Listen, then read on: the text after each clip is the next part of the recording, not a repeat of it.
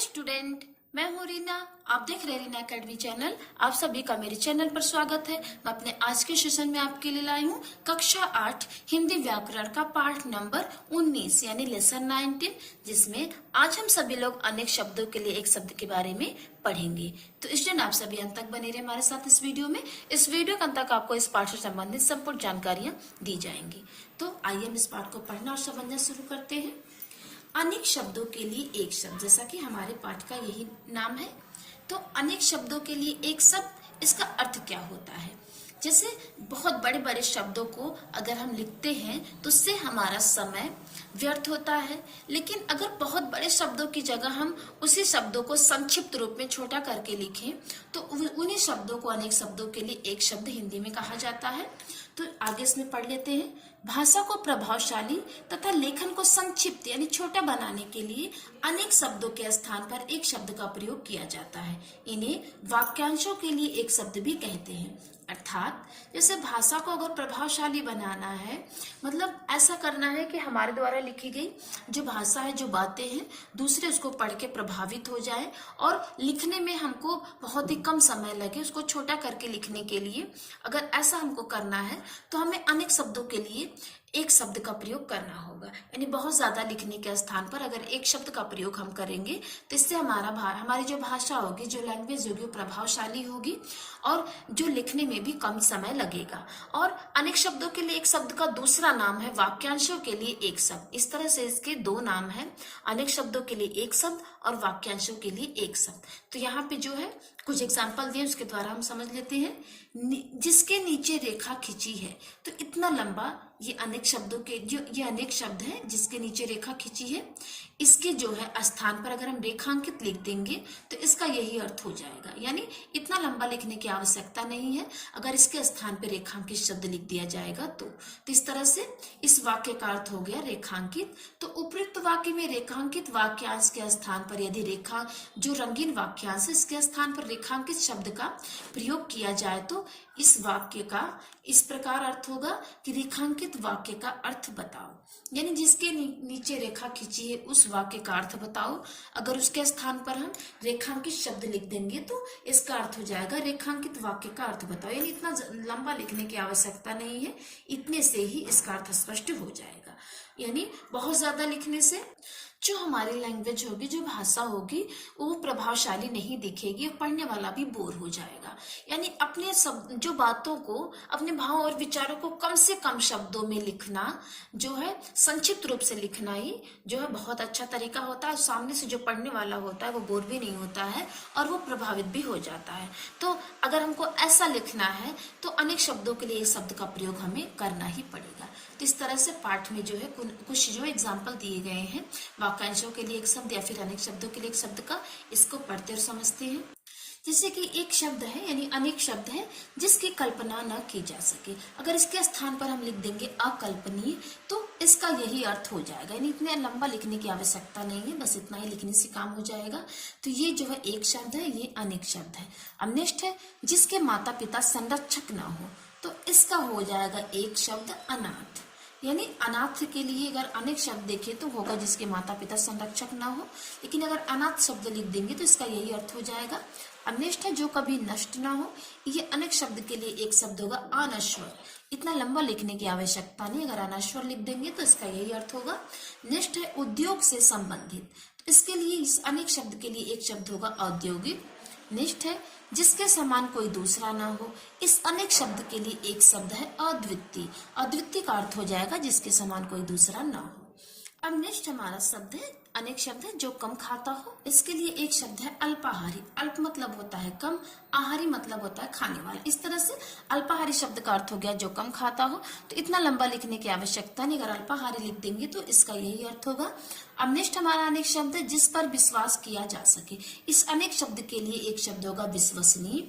अब नेक्स्ट शब्द है जिस पर विश्वास न किया जा सके, इसके लिए एक शब्द है अविश्वसनीय।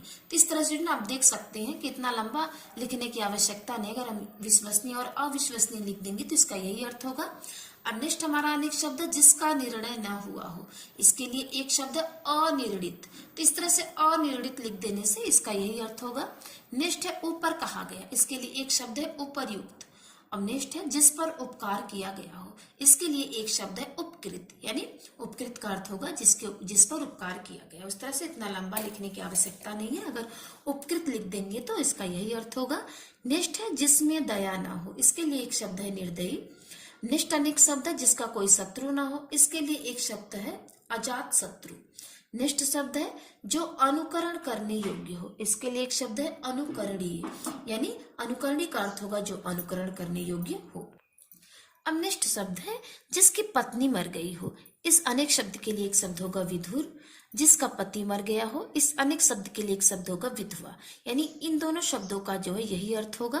नेक्स्ट है जिसके अंदर जानने की इच्छा हो, इसके लिए एक शब्द है जिज्ञासु, यानी जिज्ञासु कह देने से इसका यही अर्थ होगा। नेक्स्ट है जिसका जन्म अभी अभी हुआ हो, इसके लिए एक शब्द है नवजात, यानी नवजात का अर्थ होगा जिसका जन्म अभी अभी हुआ हो। इस तरह से ये अनेक शब्द है, ये इसका एक शब्द है। नेक्स्ट है जो अपने बल पर निर्भर हो, इसके लिए एक शब्द है स्वावलंबी। नेक्स्ट शब्द है अनेक शब्द है जिनका वर्णन न किया जा सके, इसके लिए एक शब्द है अवर्णनीय। नेक्स्ट है अनेक शब्द जो पहले पढ़ा गया न हो, इसके लिए एक शब्द है अपठित। नेक्स्ट है जो पुरुष कविता लिखता हो, इसके लिए एक शब्द है कवि। नेक्स्ट है जो महिला कविता लिखती हो, इसके लिए एक शब्द है कवित्री, यानी कवि कहने से इसका अर्थ हो जाएगा कि पुरुष द्वारा जो कविता लिखता हो कोई पुरुष हो, और कवित्री कहने से इसका अर्थ हो जाएगा जो महिला कविता लिखती है। अब नेक्स्ट शब्द है जिसने कोई अपराध न किया हो, इसके लिए एक शब्द है निरपराध। जो मन से संबंधित हो, इसके लिए एक शब्द है मानसिक। मार्ग दिखाने वाला, इसके लिए एक शब्द है मार्गदर्शक। जो मांस खाता हो, इसके लिए एक शब्द है मांसाहारी।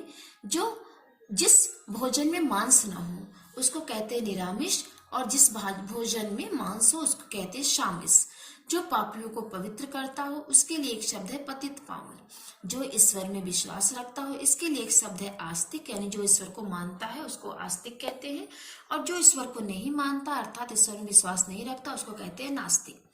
तो जो देखने के योग्य हो, इस अनेक शब्द के लिए एक शब्द होगा दर्शनीय। प्रिय बोलने वाली स्त्री, इस अनेक शब्द के लिए एक शब्द होगा प्रियंवदा। दर्शन शास्त्र को जानने वाला, इस अनेक शब्द के लिए एक शब्द होगा दार्शनिक। जिस स्त्री की मीन यानी मछली जैसी आंखें हो, इस अनेक शब्द के लिए एक शब्द होगा मीनाक्षी। अब नेक्स्ट शब्द है जिसके मन में कोई कपट ना हो, इस अनेक शब्द के लिए एक शब्द होगा निष्कपट। नेक्स्ट अनेक शब्द है अचानक घटित होने वाली बात या फिर घटना, तो इस अनेक शब्द के लिए एक शब्द है आकस्मिक।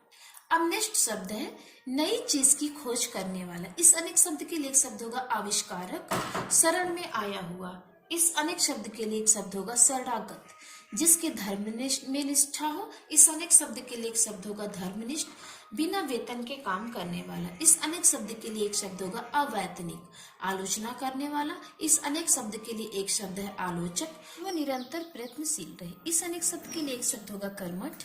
छिपकर टोह लेने वाला, इस अनेक शब्द के लिए एक शब्द होगा गुप्तचर। बहुत अधिक बोलने वाला, इस अनेक शब्द के लिए एक शब्द है वाचाल। निरीक्षण करने वाला, इस अनेक शब्द के लिए एक शब्द है निरीक्षक। जो आंखों के सामने हो, इस अनेक शब्द के लिए एक शब्द है प्रत्यक्ष। जो आंखों के सामने ना हो, इस अनेक शब्द के लिए एक शब्द है परोक्ष। हाथ से लिखी गई पुस्तक, इस अनेक शब्द के लिए एक शब्द है पांडुलिपि। जीने की प्रबल इच्छा, इस अनेक शब्द के लिए एक शब्द है जिजीविषा। गणित का ज्ञाता, इस अनेक शब्द के लिए एक शब्द है गणितज्ञ। इतिहास का ज्ञाता, इस अनेक शब्द के लिए एक शब्द है इतिहासज्ञ। यानी जो गणित के बारे में बहुत अच्छा जिसको जानकारी हो, नॉलेज हो, उसको गणितज्ञ कहते हैं हिंदी में। और जिसको इतिहास यानी हिस्ट्री का बहुत अच्छी नॉलेज हो, उसको इतिहासज्ञ कहते हैं। अब आगे है जिसके चार भुजाएं यानी हाथ हो, जिसके चार हाथ हो, इस अनेक शब्द के लिए एक शब्द होगा चतुर्भुज। जिसके आने की तिथि निश्चित ना हो, इस अनेक शब्द के लिए एक शब्द है अतिथि। दोपहर के पूर्व का समय यानी दोपहर से पहले का जो समय होता है, इस अनेक शब्द के लिए एक शब्द है पूर्वाहन। दोपहर के बाद का समय, इस अनेक शब्द के लिए एक शब्द है अपराहन। प्रतिदिन होने वाला, इस अनेक शब्द के लिए एक शब्द है दैनिक। सप्ताह में एक बार होने वाला, इस अनेक शब्द के लिए एक शब्द है साप्ताहिक यानी सप्ताह यानी हफ्ता। अब आगे है 15 दिन में एक बार होने वाला, इसके लिए एक शब्द है पाक्षिक। 1 महीने में एक बार होने वाला, इसके लिए एक शब्द है मासिक यानी मंथ को जो है हिंदी में मासिक यानी मास कहते हैं। मास कहते हैं। आगे 6 महीने में एक बार होने वाला, इसके लिए एक शब्द है अर्धवार्षिक। एक वर्ष में होने वाला, इसके लिए एक शब्द है वार्षिक, यानी एक वर्ष को यानी एक साल कहते हैं। नगर में निवास करने वाला, इसके लिए एक शब्द है नागरिक। जो साथ पढ़ता हो, इसके लिए एक शब्द है सहपाठी। बहुत कम जानने वाला, इस अनेक शब्द के लिए एक शब्द है अल्पज्ञ। सब कुछ जानने वाला, इस अनेक शब्द के लिए एक शब्द है सर्वज्ञ। जो पुत्र गोद लिया गया हो, इस अनेक शब्द के लिए एक शब्द है दत्तक। इस तरह से स्टूडेंट अनेक शब्दों के स्थान पर एक शब्द का प्रयोग करने से भाषा में रोचकता बनती है, भाषा प्रभावशाली होता है और लिखने में कम समय लगता है। तो आज के वीडियो में बस इतना ही। अब मिलते हैं हम आपसे अपने अगले वीडियो में इसके प्रश्न अभ्यास के साथ। तब तक के लिए धन्यवाद।